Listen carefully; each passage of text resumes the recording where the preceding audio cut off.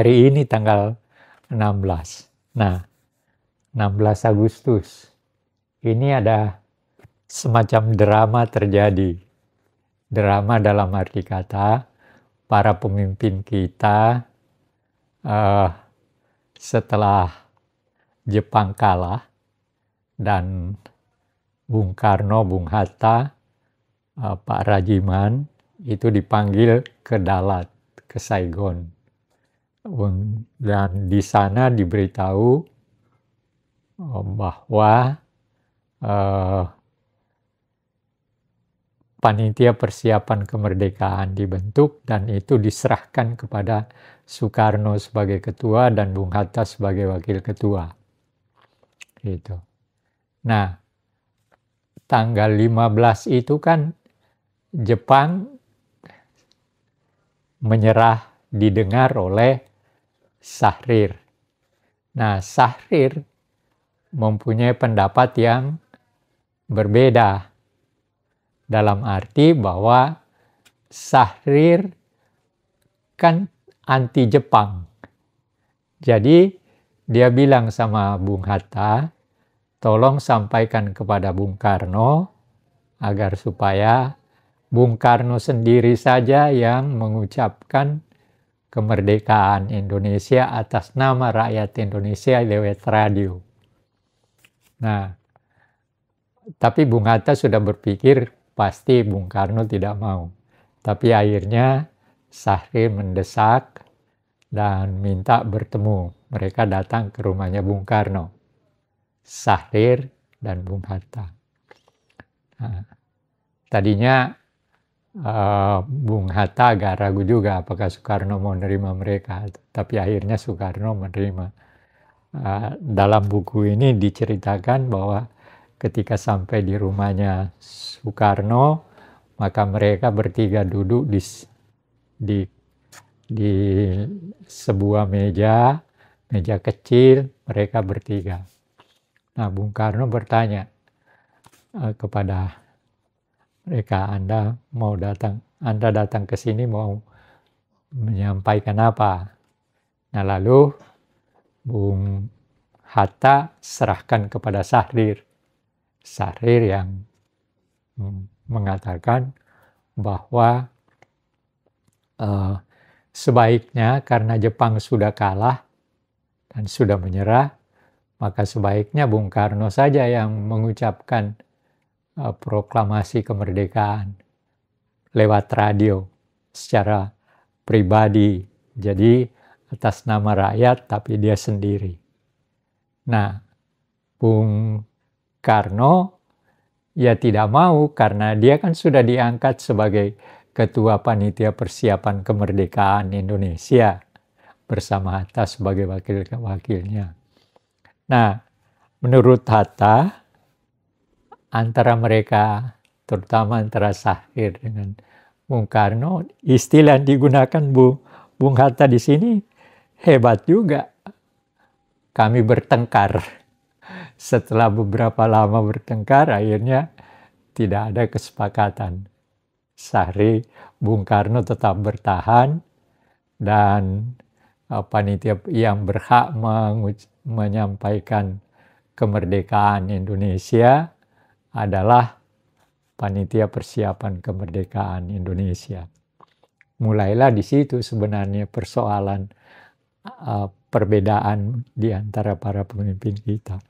Nah, rupanya para pemuda-pemuda yang mendukung Syahrir itu mau melakukan semacam paksaan gitu, tanda kutip. Apa yang terjadi kalau menurut Bung Hatta di sini, ketika kan waktu itu Ramadan, dia sedang bangun makan sahur, datang Soekarni minta supaya ke rumahnya Bung Karno. Nah, Bung Karno karena alasannya karena Bung Karno tidak mau mengucapkan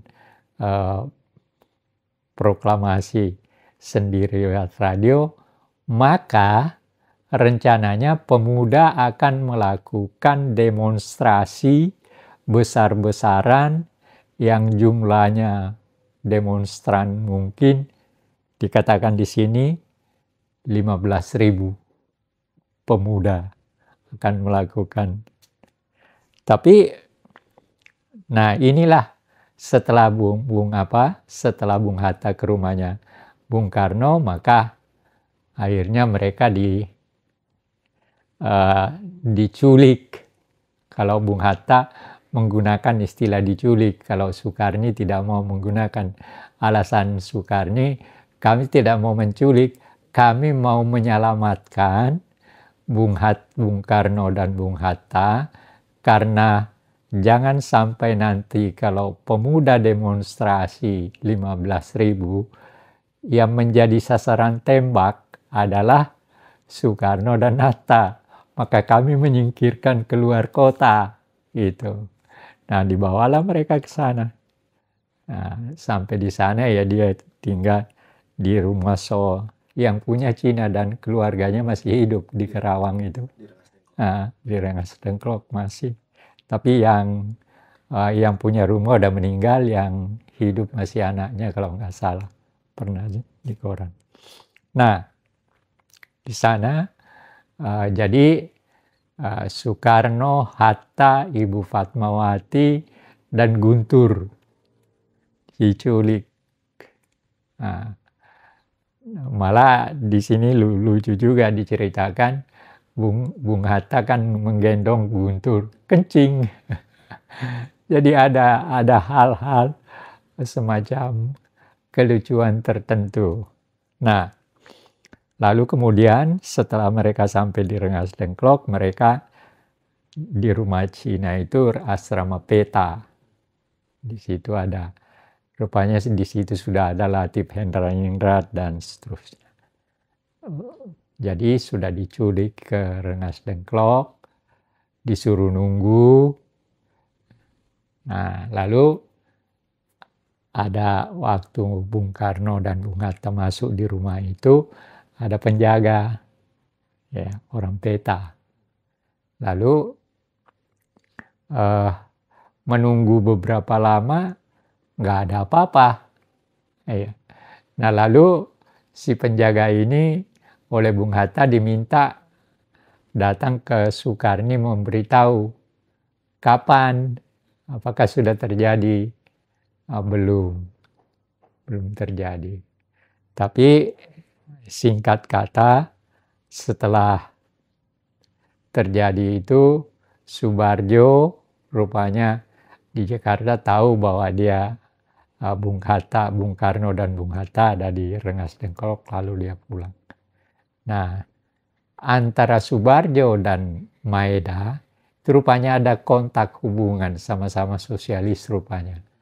Rupanya Maeda ini juga pernah saya dengar waktu saya di Jepang, ada seorang yang cerita bahwa Maeda itu memang sosialis dan memang condong kepada kemerdekaan Indonesia. Nah, lalu Subarjo datang, lalu kemudian selesai. Jadi mereka diculik itu hanya beberapa jam. Sudah itu pulang langsung ke rumahnya Maeda.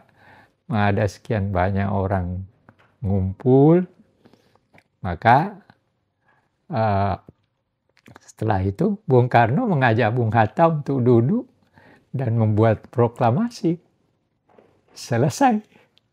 Tapi kalau di dalam Rengas Dengkloknya itu apa aja yang terjadi? Tidak ada yang terjadi, cuma di Rengas Dengklok itu nggak terjadi apa-apa. Dia datang, Bung Karno, Bung Hatta datang, Soekarno membawa tinggal di sebuah rumah itu, rumah orang Cina itu. Ianya suruh tunggu di situ. Tapi Bung Hatta, menunggu kapan. Nah, lalu itu tadi dia suruh yang menjaga dia untuk ke Soekarno, nanya apakah sudah terjadi demonstrasi besar-besaran. Ternyata pulang belum. Akhirnya Subarjo datang. Nah, ada yang lucu. Waktu Subarjo datang, mereka pulang. Nah, dalam perjalanan itu dia lihat ada asap semacam api. Nah, lalu dianggap ya mungkin itu anak demonstrasinya pemuda udah mulai. Tapi ketika lewat malah dengan agak sinis di sini mengatakan itu cuma orang bakar sampah. Jadi ya tapi akhirnya ya itu tadi sudah selesai sampai di rumahnya Maeda. Maeda naik di kamar tidurnya di tingkat 2 di atas. Soekarno dan sejumlah orang. Nah, ada yang menarik sebenarnya. Bung Hatta punya ide supaya teks proklamasi itu ditandatangani oleh semua yang hadir di situ. Jadi dia mau meniru tanda kutip seperti apa yang terjadi di Amerika. Di Amerika kan kemerdekaan Amerika kan ditandatangani sekian banyak orang. Nah, Bung Hatta menghendaki semacam itu. Tapi orang-orang rupanya setelah berunding tidak mau. Nah, menyerahkan kepada Soekarno dan Hatta. Makanya ia memproklamasikan kemerdekaan bangsa. Harus diingat. Bukan kemerdekaan negara atau ini. Tapi kemerdekaan bangsa tanggal 17 Agustus. Teks proklamasi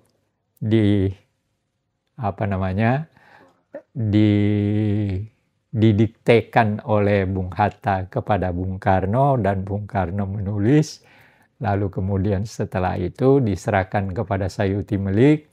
Sayuti Melik mengambil mesin tik, lalu dia ketik. Yang diketik itulah yang ditandatangani oleh Soekarno dan Hatta, dan itu yang dibacakan. Jadi teks yang resmi sebagai teks proklamasi kemerdekaan adalah teks yang diketik oleh Sayuti Melik. Itu supaya orang ngerti, jangan anggap bahwa begini, kenapa masih ada yang tulisan tangan. Menurut cerita BM dia, waktu dia mau keluar, dia lihat di tempat sampah itu. Dia ambil, dikantongin. Kalau nggak salah baru tahun 69 atau 70-an. Ya, makanya kan di buku-buku sering ada teks yang tulisan tangan itu dengan coretan-coretannya kan. Tapi itu adalah konsep. Nah, yang resmi sebagai proklamasi kemerdekaan adalah yang diketik dan ditandatangani oleh Soekarno-Hatta. Yang mengetiknya Sayuti Melik, yang menandatangani atas nama bangsa Indonesia Soekarno-Hatta. Nah, jadi ya sebenarnya Rengas Dengklok itu boleh dikatakan ya cuma semacam